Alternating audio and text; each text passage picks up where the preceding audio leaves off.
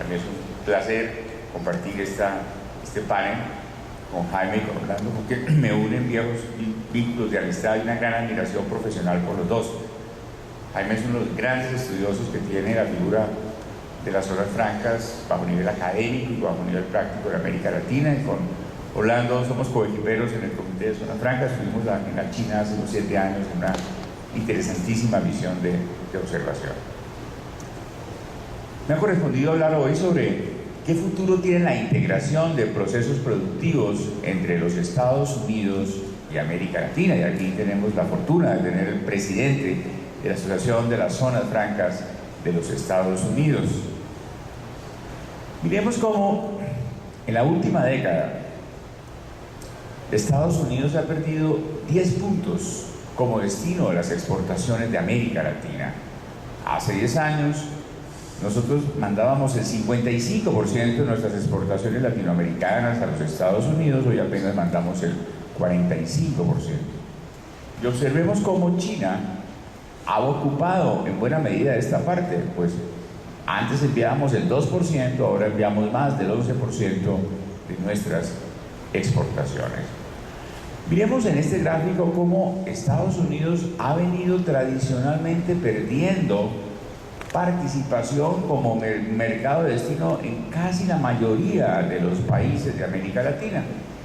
En Honduras bajó del 80 al 40 como destino, en República Dominicana del 91 al 61, en Nicaragua del 57 al 29, en Salvador del 65 al 46, en Costa Rica del 52 al 35, en Brasil del 24 al 10, y el Guatemala está mucho más estable, del 44 al 42.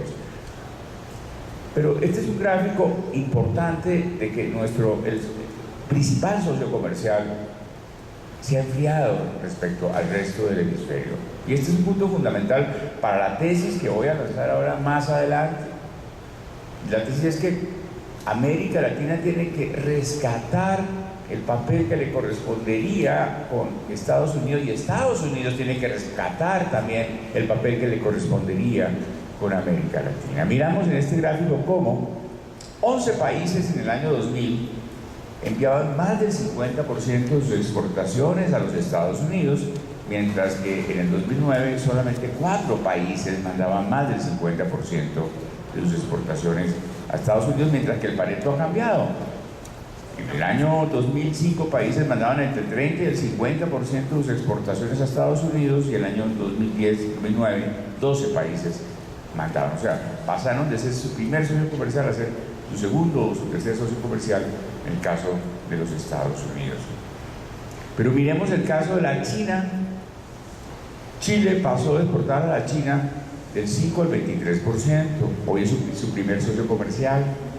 Brasil del 3 al 13%, hoy China es su primer socio comercial. Perú del 6 al 15%, hoy es su primer socio comercial. Y otros países han crecido también, como Costa Rica del 0.3 al 6%. Por cierto, Costa Rica es el país que más productos de valor agregado exporta a la China en toda América Latina. Colombia del 0.2 al 3%, etc. Aquí también vemos que al Asia 5 países enviaban más del 10% de sus exportaciones en el 2000, hoy 10 países de América Latina lo hacen. En el caso de los Estados Unidos, miremos cómo la China pasó de $100.000 millones de exportaciones hacia Estados Unidos a 364.000, casi $400.000 millones. Este año probablemente serán $400.000 millones, multiplicó por 4 sus exportaciones al mercado norteamericano, y hoy es su principal socio de importación. Ya no lo es México, ya no es Canadá, es la China.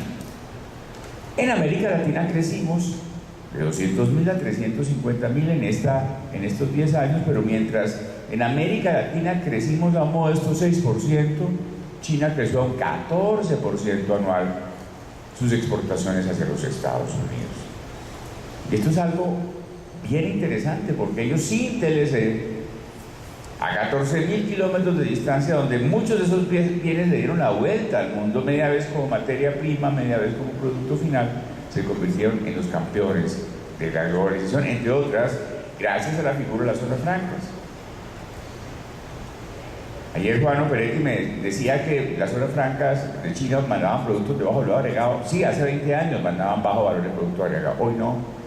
Hoy ensamblan aviones, Airbus, ensamblan computadores, ensamblan televisores, ensamblan cámaras fotográficas, productos de high-tech. Quienes hemos tenido la oportunidad de recorrer la mayoría de las zonas económicas especiales de China, podemos dar fe del cambio fundamental que se han dado en cuanto a la tecnología. Ya tienen las Integrated Free Trade Zones, que son de los sitios de mayor tecnología del mundo.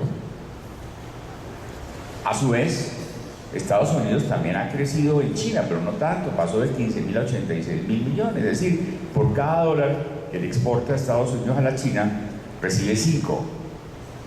Y es muy fácil, porque no todos los productos pueden viajar media vez como materia prima y volver de para atrás, como dirían en República Dominicana o en Puerto Rico, volver de para atrás a los Estados Unidos. En América Latina seguimos siendo mucho más importante que la China para las exportaciones norteamericanas. Y este es un punto muy importante para diseñar conjuntamente con la Asociación de Zonas Francas de los Estados Unidos una estrategia común de coproducción. América Latina recibe 256.000 millones de dólares de exportaciones de los Estados Unidos. Es decir, por cada dólar que Estados Unidos le exporta a la China, le exporta 3 dólares a América Latina. Este año, no solamente China será el principal socio comercial de los Estados Unidos como socio de importación, sino también en conjunto de comercio internacional. Pero esto ha hecho que por diferentes motivos, o se pusieron las pilas los chinos, o dejamos de hacer cosas en América Latina. Si hubiéramos continuado la tendencia, hoy América Latina debería estar exportando 70.000 millones de dólares adicionales a lo que exportamos a Estados Unidos. Y un poco la propuesta que yo les vengo a hablar es de esta, es cómo recuperar parte de estos 70.000 millones de dólares que dejamos ir. Cuando yo estuve en la misión del Banco Mundial que creó las zonas económicas en China y nos tocó hacer un periplo por los 10 países vecinos haciendo un inventario de los que le encanta a Jaime realizar, tiempos y movimientos y incentivos, medición del impacto, yo quedé asombrado como latinoamericano de cómo nosotros habíamos impedido a los Estados Unidos subcontratar con América Latina. Los procedimientos de comercio exterior demoraban meses, los puertos eran ineficientes, había la mentalidad de que la inversión extranjera era mala y era imposible que los flujos comerciales fueran ágiles en América Latina. Nosotros obligamos a los Estados Unidos a ir al sudeste asiático porque impedimos hacerlo con nosotros. Entonces la gran reflexión es: ¿seremos capaces de atraer algunos de esos 70.000 millones de dólares y algunos de esos 400.000 millones de dólares que hoy China exporta a Estados Unidos a nuestra región? En conjunto, unido de la mano. ¿Por qué creo que sí se puede hacer? Quisiera compartir con ustedes y con mis compañeros de panel las siguientes reflexiones. Lo primero es: ya hay 12 países de América que hoy tienen TLC con los Estados Unidos. Los que el área verde tiene TLC, curiosamente hay una inclinación hacia el Pacífico. Colombia, hace 8 días el presidente Obama firmó el TLC con Colombia y con Panamá. En el caso colombiano, somos el único país de Sudamérica con costa en los dos mares que tiene TLC, y hay otros países centroamericanos, como el caso de Guatemala, que también está sobre el Caribe, el caso de Panamá, el caso de Nicaragua, que también tiene TLC con los Estados Unidos. Y este es un elemento pues supremamente interesante, como vamos a ver a continuación. En segundo lugar, el aumento del precio del petróleo. La globalización se diseñó con un barril a 25 dólares. Cuando mover un producto de un continente a otro no costaba casi nada. Cuando dar la vuelta al mundo, media vez como materia prima y media vez como producto final a un bien, no costaba casi nada. A 100 dólares barril, mañana 150 dólares barril, emitiendo CO2 a la atmósfera. ¿Cuánto contamina un contenedor yendo como materia prima y regresando como producto final? ¿Cuánto CO2 emite a la atmósfera? Y vendrán impuestos ambientales por el calentamiento global. Costo de fletes. El Asia queda a $3 por avión de Estados Unidos por kilo, América Latina en promedio queda a 1.44, países como República Dominicana, oíamos ayer a Luisa que está a 95 centavos de dólar kilo, Colombia está a $1 kilo, 3 veces menos que el sudeste asiático. No nos olvide que el 25% de las exportaciones que China hace a los Estados Unidos las hace por avión, 25% de valor. Y en materia de flete marítimo, ni hablar, América Latina queda a 4 centavos de dólar promedio por kilo, mientras que el Asia está a 17 centavos de dólar, la China a 22 centavos de dólar. 8 veces más que algunos países de América Latina. Lo otro son los impuestos.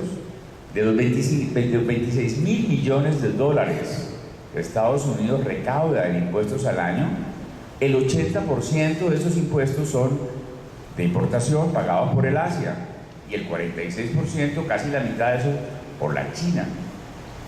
Este es un elemento, es un argumento supremamente importante porque hay bienes cuya combinación flete, impuestos y tiempo hace de que sea no tiene sentido que no se esté coproduciendo en este momento en América Latina. Por otra parte, la China está cambiando de un modelo de promoción de exportaciones, está devolviéndose un modelo de sustitución de importaciones. Hace 2 años que estuve en Beijing en una comida de cortesía con la Asociación de la China de Zonas Francas. Me llevaron al subdirector de aduanas para Zona Franca y lo que era una deliciosa comida de cortesía acabó siendo un interrogatorio de cómo cambiar un modelo de zona franca de exportación a una zona franca de sustitución de importaciones. Y ya tienen 500 millones de consumidores en donde desde sus zonas francas están mandándole también sus productos. Ya no les interesa tanto exportar. Además colocaron prestaciones sociales del 45%, aumentaron el impuesto de zonas francas que ya tenían llenas 40 millones de trabajadores. Yo por eso ayer me permití sentir cordialmente a mi amigo Juan Peretti, en el sentido de que en América Latina tenemos apenas, no llegamos a los 500.000 trabajadores en zona franca, frente a los 45 millones del Asia en zonas francas. Dejemos que lleguemos a 2 o 3 millones y ahí sí quitemos incentivos, pero permitamos que la criatura nazca, crezca y se desarrolle. Se ha revaluado la moneda, en fin, hay motivos que hacen que se esté encareciendo, se esté recalentando la China. Por otro lado, estamos unidos por las zonas francas. Hay más de 1.150 zonas francas entre los Estados Unidos y el resto de América Latina que podrían ser los portaaviones de estos nuevos procesos de integración y de coproducción. Y además son complementarios. Aquí vemos, son complementarios en impuestos, son complementarios en incentivos de bienes de capital, son complementarios en origen. La mayoría de las zonas francas de América Latina cumplen origen por los acuerdos internacionales como el CAFTA y como el acuerdo recientemente firmado por Colombia. Bien, Franco entra sin impuestos a Estados Unidos porque cumple origen. Simplemente aquí para ver que últimamente había un gran desarrollo en parques industriales y zonas francas en América Latina. México, 30 millones de metros cuadrados en naves, con 9.000 millones de dólares de inversión y 88% de ocupación, bajó por en el 2009 a 80%, nuevas inversiones importantísimas, mucha inversión asiática llegando a México para utilizarlo como plataforma. Los Estados Unidos, lo que les estoy contando, que creo que va a pasar, ya está pasando en México. La semana pasada estuvimos en reunión en Washington con las cámaras americanas del hemisferio y me comentaba la cámara mexicano-americana el boom de relocalizaciones asiáticas que están viviendo en México en este momento. Nicaragua también está creciendo de una manera espectacular, ya está pasando de los 100.000 trabajadores, ha habido un crecimiento increíble con una combinación de modelos políticos, pero está funcionando la criatura de las zonas francas. Aquí vemos algunos de los, cómo han crecido en empresas, en los diferentes sectores, en especial en el textil del vestuario, por los famosos PPLs que tienen en el CAFTA y también en calzado. En República Dominicana ha habido un cambio de paleto de composición importantísimo. Luisa nos decía ayer que ya no son los pantalones el primer producto de exportación de República Dominicana, sino los medical devices, con mucho más valor agregado y creciendo de una manera importantísima en materia de exportaciones y en materia de empleo, como estas exportaciones del 61%, ya ayer oí que están pasando del 74% en materia de destino de exportación de las zonas francas en República Dominicana. En Costa Rica pues, también están creciendo de una manera supremamente importante. Hablé esta semana con mi amigo Carlos Wong, que me decía que su parque ha tenido un dinamismo espectacular, pero no solamente sus parques, sino otros parques de Costa Rica. En fin, vemos que este boom se está empezando a dar en la región. En El Salvador también no solamente recuperaron los empleos perdidos durante la crisis de 2009, sino también mi amigo Edwin Escobar me comentaba esta semana de que ya están hablando de no solamente de recuperar, sino generación de nuevos empleos en El Salvador con un optimismo. Por ejemplo, American Park está lleno en este momento y otros parques también han tenido un gran dinamismo. Honduras también recuperó gran parte de los 50.000 empleos que perdió durante la crisis del año 2009. Entonces, viene ahora la pregunta es ¿cómo vamos a lograr este incremento de comercio y coproducción hemisférica? La primera, relocalización de algunos productos que hoy se hacen en el Asia en América Latina. Aquí tenemos origen acumulativo, por ejemplo, en el caso de República Dominicana con Haití. Y vamos a empezar a hacer un trabajo en el Comité de Zonas Francas de las Américas y muy probablemente lo vamos a hacer conjuntamente con Jaime, estábamos hablando ahorita en el desayuno, de analizar cuáles productos con mercados grandes, con tendencias dinámicas de importación en los Estados Unidos, con fletes altos, con aranceles altos, podemos traernos para acá, pero de una manera analítica, de una manera precisa. Y esto combinado con la National Export Initiative del presidente Obama. Como ustedes saben, el punto, la piedra angular del plan de generación, del plan de choque de generación de empleo del presidente Obama es su plan de exportaciones. Este plan tiene por objeto duplicar las exportaciones de Estados Unidos en 5 años y pasar de 1.5 trillones a 3.1 trillones de dólares para el año 2015. Y creemos que América Latina puede ser la segunda al presidente Obama. Es decir, mándenos sus materias primas y nosotros se las procesamos y se las devolvemos con gran contenido norteamericano, desplazando importaciones asiáticas que tienen muy poco contenido norteamericano. Una importación china vendrá entre el 2 y el 5% de contenido norteamericano. Una importación producida en la región puede tener el 20, el 30, el 40, el 50% de contenido norteamericano.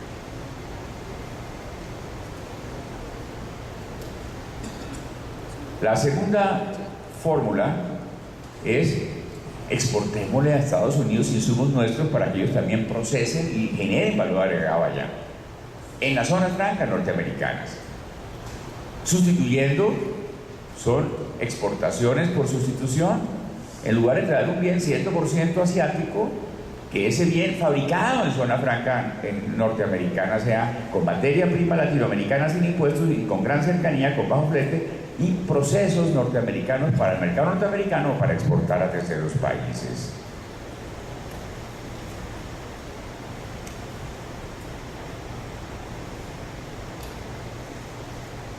Lo tercero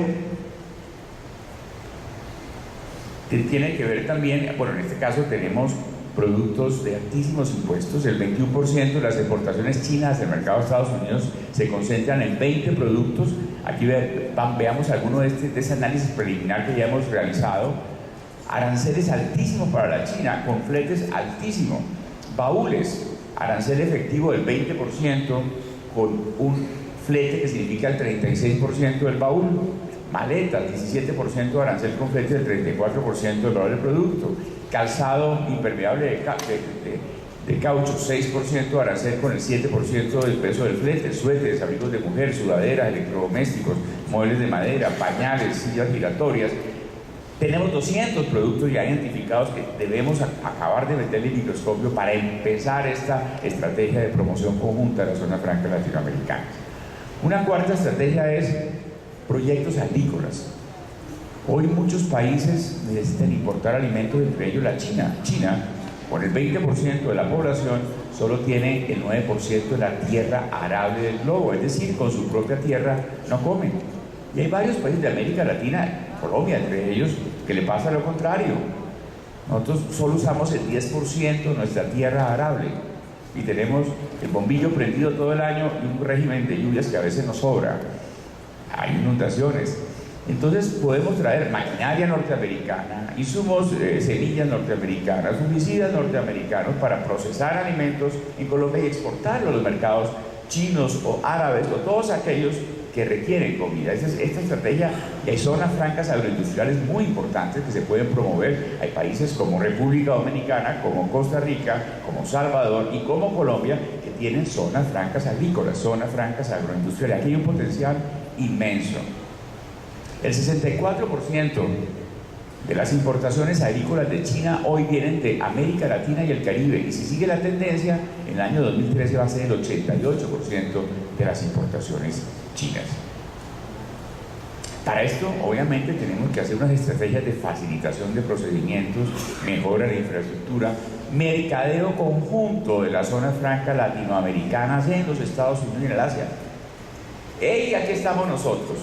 400 zonas francas listas para recibir las nuevas coproducciones, para ser más eficientes en momentos de crisis, para bajar costos, para bajar fletes, para bajar aranceles y para hacer un producto hemisférico muchísimo mejor.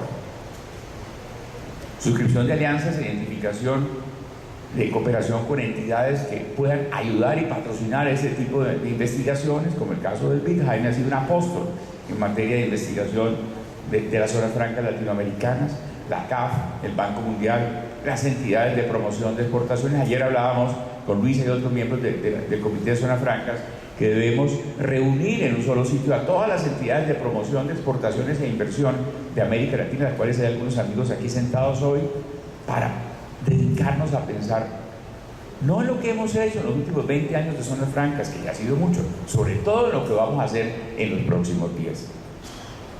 Muchísimas gracias. Es un gran gusto estar aquí esta mañana con ustedes. Es un gusto, sobre todo, compartir este podio con mi amigo Martín. Efectivamente conozco y compartimos líderes desde hace ya muchos años, y también un gusto compartirlo con Orlando, a quien hoy tengo el gusto de conocer. Yo comparto totalmente el entusiasmo que acabamos de ver de parte de Martín en materia de la potencialidad que tiene el comercio en América Latina y en el Caribe para mejorar nuestro estándar de vida, para mejorar nuestro estándar de desarrollo. De hecho, como funcionario del sector de comercio e integración, tenemos muy claro que hay una brecha enorme que hay que cerrar y que el comercio es esa oportunidad. Una brecha en materia de oportunidades que se nos abren con ocasión de todos estos acuerdos de comercio, tratados de libre comercio, uniones aduaneras, que tan proactivamente todos nuestros países están negociando, o la gran mayoría de nuestros países están negociando. Es una oportunidad enorme, pero que también implica desafíos. Tenemos que ver las dos caras de la moneda y eso es importante. Por eso es que hoy, fundamentalmente, lo que yo quiero hacer es hacer un análisis de política pública del fenómeno de las zonas francas. ¿Qué implica ello?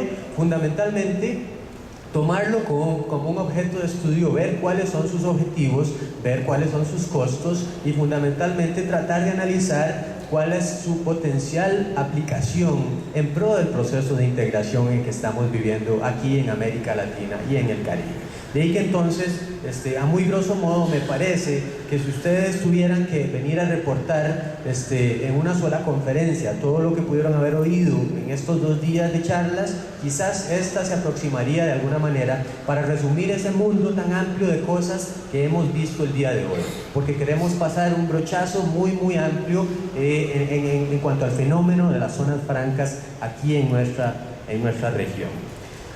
Yo creo que lo más importante que podemos señalar aquí es que las zonas francas pasan o están pasando por un proceso de cambio del paradigma. No es lo mismo lo que estábamos viendo hace 20, 30 años con lo que estamos viendo ahora o lo que vamos a ver. En resumidas cuentas, uno podría señalar que lo que vimos originalmente eran zonas francas que tenían el propósito de desarrollar exportaciones. El instrumento era fundamentalmente la atracción de inversión extranjera directa, y el objetivo era en última instancia traer divisas frescas a los países. Ese era, si tenemos que resumir en algo para qué servían, en última instancia era para eso, obviamente que también para generar empleo también, sobre todo en aquellas áreas de menor desarrollo relativo. Esos dos grandes objetivos eran lo que generaban ese desarrollo exportador. Las zonas francas de hoy, sin embargo, todavía comparten esos dos objetivos de política, pero se han visto ampliados por virtud de lo que hemos visto en los últimos, sobre todo 10 años, a raíz de las presiones de los acuerdos internacionales y de las presiones fiscales internas. Hemos visto un desmantelamiento de algunos de los incentivos que han hecho que las zonas francas sigan pudiendo operar, pero han tenido que ajustarse. Ninguna zona franca ha desaparecido por virtud de la eliminación de algunos de los incentivos fiscales o por virtud de los acuerdos comerciales internacionales. Eso es importante que lo tengamos en cuenta, porque hay un desafío ahí que todavía algunos países tienen pendientes y que yo creo que lo van a poder resolver si se sientan todos a ver qué es lo que han hecho otros países, cómo lo han hecho, y replicándolo de alguna manera, sobre todo aquellos buenos ejemplos. Entonces, ¿qué significa esta transición y por qué ha sucedido? Es parte de las preguntas que queremos resolver y que queremos plantear el día de hoy. A muy grosso modo, yo creo que la introducción de todos estos temas radica por reconocer la importancia de los mercados globales, ¿no? Es decir, todos hemos vivido tarde o temprano en este proceso de inserción, pero que ha sido un proceso que ha pasado por diferentes etapas. Recordémonos que primero había una estrategia de sustitución de importaciones, no solo en América Latina, sino en todo el mundo y sobre todo en el mundo en desarrollo, que poco a poco fue reventando, poco a poco fue haciendo aguas. Poco a poco en los 70s y 80s nos dimos cuenta de la necesidad de iniciar procesos de inserción internacional, de inserción en los mercados locales. Y fue así como vimos un proceso muy agresivo de liberalización comercial. Liberalización que fue unilateral, liberalización que fue bilateral, regional, subregional y multilateral, y que lo hemos estado viendo más o menos desde la mitad de los 80s hasta la fecha. Todos estos acuerdos de libre comercio, todos estos acuerdos de uniones aduaneras facilitan fundamentalmente el acceso a los mercados extranjeros. Es decir, por el lado de la demanda se nos abre la oportunidad, pero necesitamos de alguna manera revivir la oferta. Se necesitan políticas activas para activar esa oferta doméstica, es decir, ese desarrollo productivo. Y esto era particularmente importante porque el entorno de negocios en nuestros países había estado lleno de obstáculos. En materia regulatoria, en materia tributaria, en materia tramitológica, en materia infraestructural, habíamos tenido otro sesgo antiexportador. Sesgo antiexportador es un fenómeno fundamentalmente arancelario tributario, pero de hecho uno puede encontrar otro sesgo antiexportador cuando estos cuellos de botella persisten y no hay manera, o no ha habido manera de resolverlos por la vía de los acuerdos regionales. De ahí que entonces lo que se encontraba era que las condiciones no eran adecuadas para activar inversiones para la exportación. Y ese fue entonces parte de los instrumentos de política, las zonas francas como instrumento para crear mejores condiciones para poder atraer esa inversión extranjera orientada a generar empleo y a generar exportaciones. Eso es parte del contexto más amplio en donde nos ubicamos, y ya ahorita vamos a enfatizar un poco las grandes tendencias observables en las Américas y en general en el mundo en materia de zonas francas. Aquí les voy a presentar muy brevemente algunos datos generales sobre el fenómeno de las zonas francas, pero no quiero perder la oportunidad para señalar la importancia que tiene el Consejo de Zonas Francas de las Américas en el rol de consecución y preparación, consolidación de datos y de estadísticas. Para quienes analizamos estos fenómenos, necesitamos ese tipo de información. Mis asistentes y quienes nos apoyan, cada 6 meses los pongo a peinar el internet, a buscar estadísticas, y no hay estadísticas permanentes. Lo último es del 2007 a nivel global. De ahí que entonces yo llamo a ustedes y estamos dispuestos a trabajar de la mano con el Consejo para que podamos actualizar de alguna manera mecanismos que nos ayuden a obtener estadísticas. Pero aquí lo que podemos ver es que el número y el dinamismo de las zonas francas aumenta en todo el mundo. Ya los hemos visto con los casos en China, en Vietnam, en Taiwán, en Corea, en otras zonas, aquí tanto en las Américas como también en Europa, en Asia y en África. Es decir, es un fenómeno global, absolutamente global.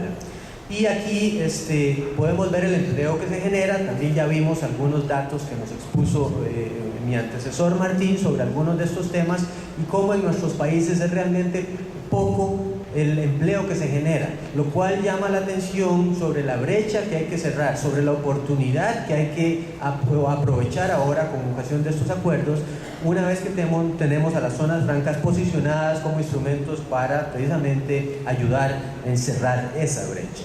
En América Latina, la dependencia de nuestros países en materia de exportaciones desde zonas francas es particularmente importante.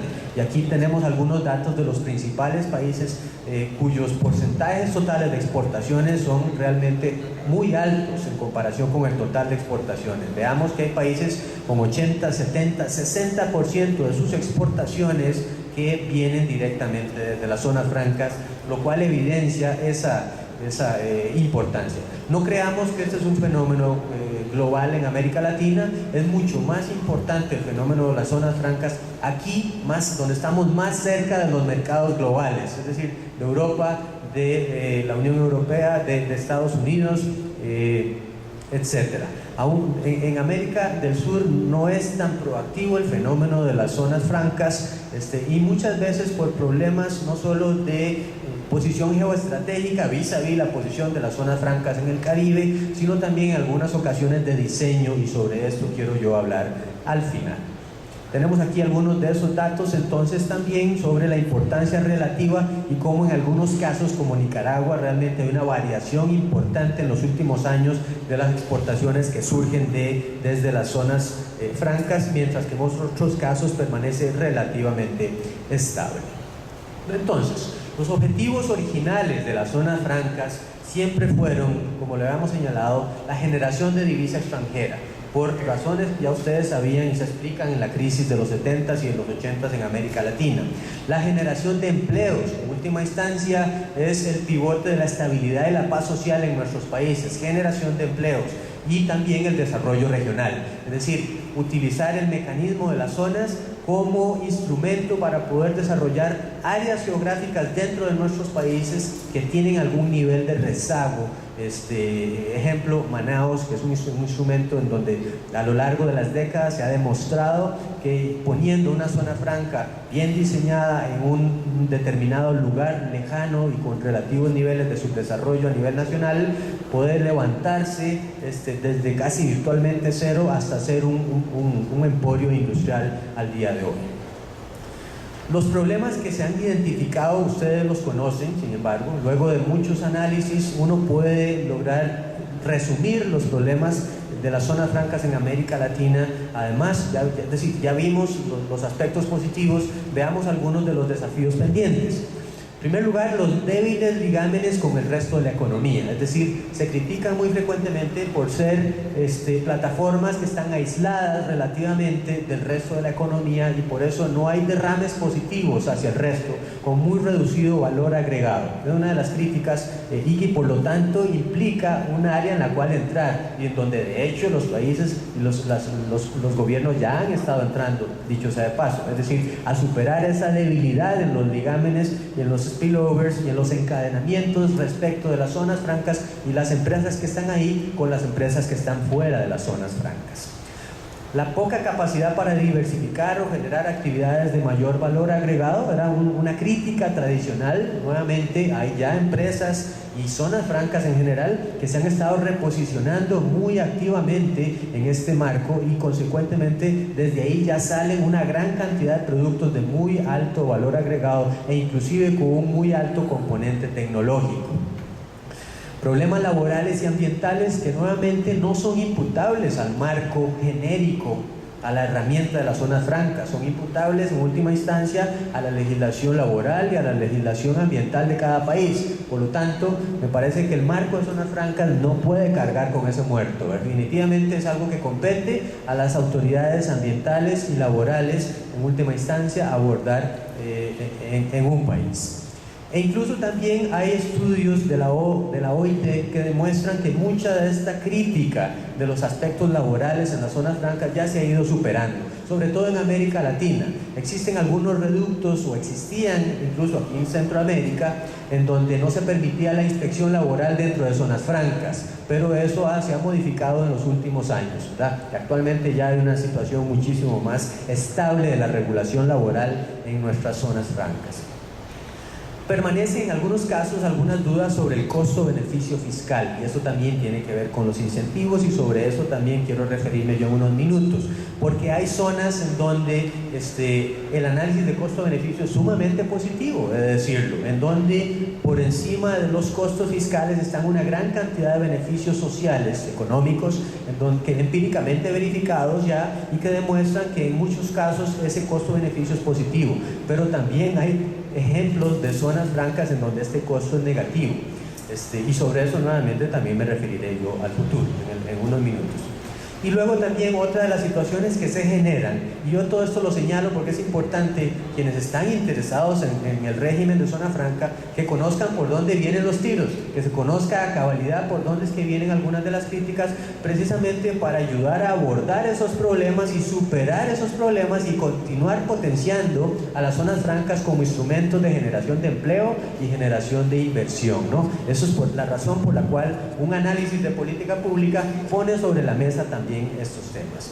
Y señalaba aquí que parte de las críticas que se hacen es que muchas veces, con ocasión de concentrarnos en resolver un problema específico en una zona franca y ser competitivos en una zona franca, muchas veces los gobiernos tienden a dejar de lado el resto de la economía nacional, y ahí hay un problema que corresponde también resolver. Entonces, el entorno para las zonas francas en América Latina tiene algunos de los siguientes elementos que a mí me interesa mucho recalcar, y muchos de los cuales ya los hemos visto aquí, por lo tanto no voy a entrar yo en mayor detalle, además de que no tenemos demasiado tiempo.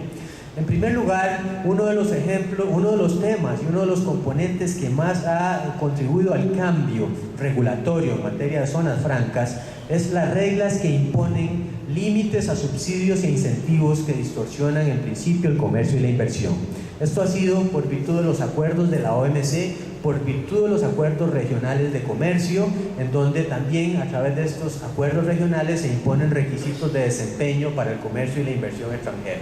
Es señalar yo el caso de que muchas veces estas limitaciones lo que han hecho es abrirle oportunidades a otras zonas. Y un ejemplo perfecto lo tenemos aquí presente, la zona América, en Uruguay, por virtud de la cual, por virtud de las reglas del Mercosur, se le prohibió a la zona América el proceso industrial dentro de la zona, se tuvieron que concentrar en el área de servicios, y hoy por hoy son una zona modelo a nivel global en materia de promoción de servicios desde una zona franca. Es decir, es un ejemplo en donde se hizo una muy exitosa transición desde una zona tradicional a una zona moderna. Y el elemento catalizador fueron los acuerdos regionales. Un segundo elemento del entorno es esa competitividad, todos la tenemos ya muy presente en nuestro radar, que es inducida precisamente por estos procesos de liberalización comercial unilateral, regional, acuerdos de libre comercio, acuerdos de alcance parcial, uniones aduaneras, etcétera, que generan no solo la necesidad de pensar en términos de competitividad sistémica, no solo de nuestro país, sino también de nuestra región, sino también de competitividad micro, es decir, de las cadenas globales de abastecimiento y logística y de nuestras propias empresas. El tema de la competitividad hoy lo tenemos ya debidamente ingrained en nuestro cerebro, sin el cual probablemente no estarían vivas nuestras empresas operando actualmente.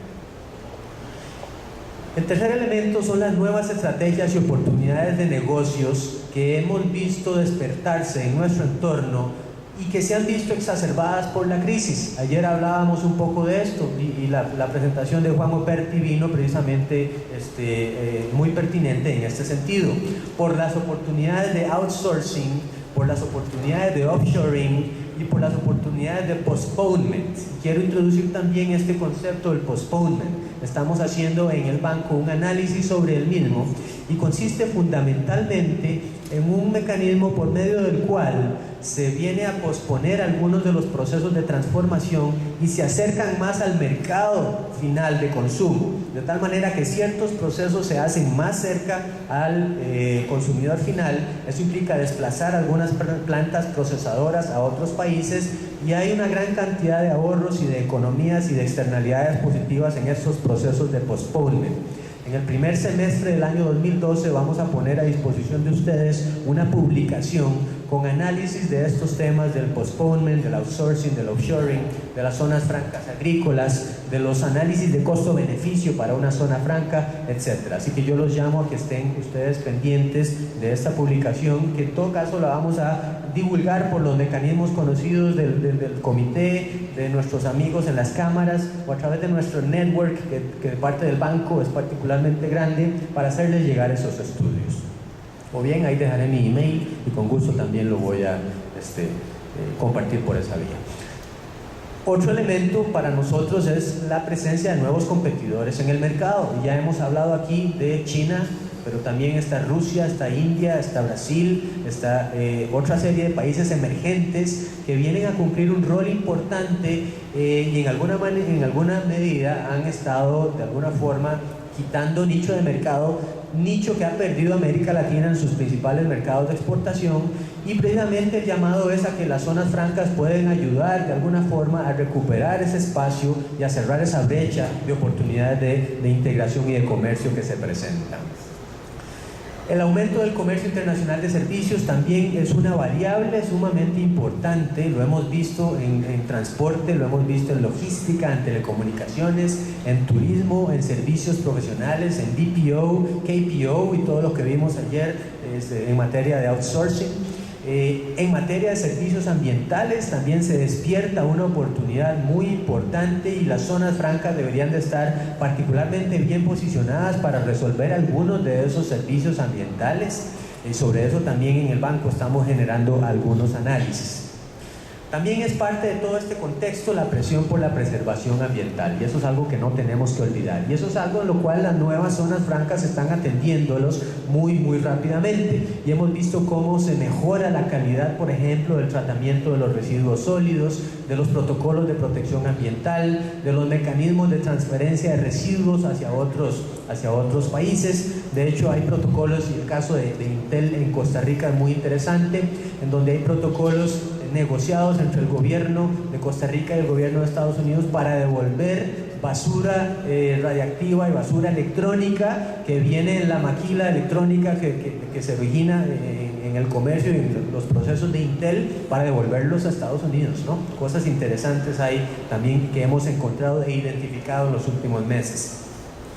Y finalmente también más sensibilidad por la responsabilidad social corporativa. Es un elemento que también a la hora de peinar el entorno de las zonas francas en América Latina nos encontramos que ese es un tema que está determinando muchas de las estrategias de gerencia y de manejo de las empresas en zonas francas en nuestro entorno. Entonces, a la hora de hacer esto, vemos y nos hacemos la pregunta de cuáles son los objetivos de política que son todavía relevantes y si hay nuevos objetivos que en este momento detectamos como que se están profundizando aquí en América Latina y el Caribe. Y lo que hemos encontrado es que efectivamente los objetivos tradicionales siguen siendo tan válidos antes como lo son hoy. Es decir, la generación de divisas extranjeras es tan válido antes como lo es hoy. La generación de empleo hoy cada vez es más importante y de hecho empleos de buena calidad para sobre todo la población joven, para la población femenina, también es parte de las políticas que hemos estado identificando y es parte de las respuestas de política y de paquetes de apoyo que el Banco Interamericano ha estado tratando de implementar en algunos de sus países. Y el desarrollo regional también, muchas veces se sigue utilizando la zona franca como un mecanismo de desarrollo regional de zonas de menor desarrollo relativo. He de decir, sin embargo, que la experiencia en este tercer objetivo de política ha sido más compleja. Ha habido casos de fracaso, de francos fracasos, así como también ha habido algunos casos de éxito también, y ya habíamos mencionado a Manaos como uno de ellos. Pero aparte de esos objetivos tradicionales, vemos también nuevos objetivos. Por ejemplo, profundizar los encadenamientos productivos, evitar que las cadenas o que las zonas francas sean islas, sean plataformas aisladas del resto de la economía. y generar encadenamientos productivos, sobre todo de las pymes. Y acordémonos que el stock empresarial de América Latina es 90% pymes. Consecuentemente, hay una labor importante que hacer de posicionar o reposicionar a estas pymes en cadenas regionales, subregionales, globales de valor, y hay diferentes mecanismos que el banco también ha implementado en muchos casos exitosamente con algunas de las zonas francas en nuestro entorno. Integración con la comunidad local también es parte de lo que muchas veces muchas zonas francas están haciendo ahora. Transferencia de tecnología y know-how. Tradicionalmente había habido un cierto escepticismo a la hora de evaluar si efectivamente las multinacionales en las zonas francas venían a generar esa transferencia de tecnología y know-how. No obstante, también tenemos estudios muy recientes, e incluso yo creo que ya están disponibles al público, pues no fueron hechos por el banco, sino por otros think tanks. Hay unos en Costa Rica, por ejemplo, economistas como Ricardo Monge, que han generado ese tipo de análisis sobre externalidades de conocimiento, derrames de conocimiento por parte de la clase empresarial, la clase gerencial y empleada, y los empleados de las zonas francas, que luego salen de ese empleo, que luego salen del régimen y que generan conocimiento, generan empresas, generan know-how, obtuvieron nuevo conocimiento y nuevas capacidades, soft skills, que les permite de manera mucho más agresiva y proactiva emprender y generar otros emprendedurismos privados personales, lo cual es algo muy interesante. Y finalmente la sostenibilidad ambiental, un ejemplo, es decir, un tema que lo vemos con mucha fuerza en todos nuestros países. Hay una mucho más conciencia de la importancia de abordar la variable ambiental y sobre todo ahora con ocasión del cambio climático, ¿no? Es importante señalar que todavía existen una gran cantidad de fallas de mercado y de gobierno, y que son la esencia de la justificación de la existencia de las zonas francas hoy por hoy. Es decir, las zonas francas las necesitamos todavía, dado que los gobiernos no tienen la capacidad de hacer reformas horizontales de infraestructura, de logística, de capacitación, de telecomunicaciones, etcétera, han tendido a concentrarse en espacios geográficos más pequeños con mucho más éxito. Nuevamente, no debemos olvidar el resto de la economía, pero sí es importante ponerle mucha atención para poder generar o continuar generando negocios, atrayendo inversión, promoviendo exportaciones, etc. Y lo que hemos visto es que, si bien el sesgo antiexportador original ha disminuido considerablemente, porque los tratados de libre comercio y la apertura unilateral ha eliminado muchas de las barreras del comercio, quedan todavía muchas barreras al comercio, y esto es particularmente importante en el área del sector de servicios. También vemos que el éxito de la apertura comercial ha dejado de alguna manera expuesta ciertos cuellos de botella regulatorios para el establecimiento y el desarrollo de los negocios. Muchas veces, a pesar de que haya un tratado de libre comercio, hay una serie de costos profundos a lo interno de nuestra economía por virtud de ineficiencias, por ejemplo, en la cadena logística, en los marcos regulatorios, en la falta de trámites expeditos y rápidos y eficientes en nuestro entorno, y todo eso, de alguna manera, la zona franca busca superar el escollo. Y también hemos encontrado que hay ausencia de incentivos para lo que llamamos generación funcional de clústeres y para la concentración geográfica de las firmas. Recordemos que en este nuevo paradigma de las zonas francas, quizás la principal ventaja se genera por virtud de lo que se llama economías de aglomeración, es decir, de cercanía física y de posicionamiento geoestratégico. De ahí que, ante la ausencia en las políticas públicas de incentivos para generar esas economías de aglomeración, la zona franca es la principal o el principal instrumento de política llamado de alguna manera a generar esos clústeres y esa concentración geográfica, que tiene también una serie nuevamente de incentivos y de ganancias económicas positivas. Ahora, entonces, en resumen, ¿cuáles son las transformaciones que hemos estado observando? Ya debo de ir cerrando esto rápidamente.